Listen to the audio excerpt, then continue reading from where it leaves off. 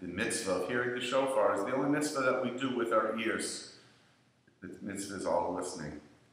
And in order to fulfill the mitzvah, you have to hear a shofar. If you don't have anyone to play it for you, then you should blow the shofar yourself. It's pretty easy to do. I'm going to show you how to do it.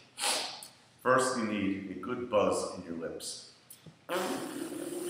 Lips should be tight together, a little space in the center for the air to come out.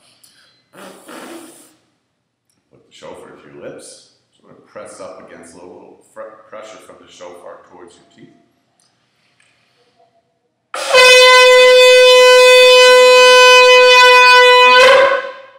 That's all there is to it.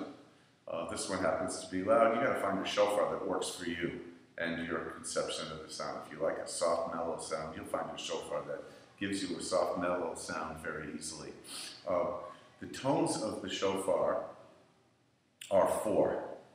The essential tone is called the trua.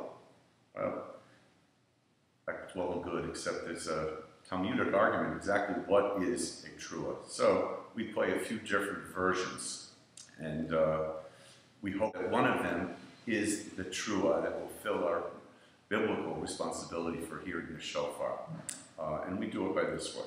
There'll be three sets of tones. One we'll call shvarim. It sounds like this.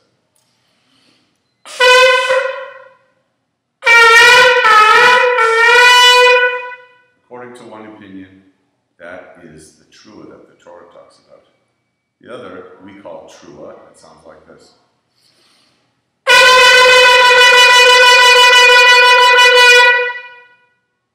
And a third opinion is both of them together.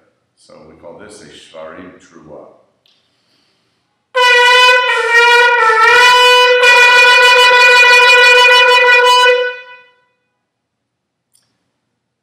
So each set is called out by the mikre, the person calling out the set, and every trua has to be blanketed by a tekiah, a long straight tone before and after.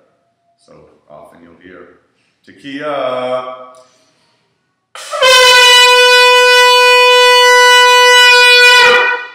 Shvarim.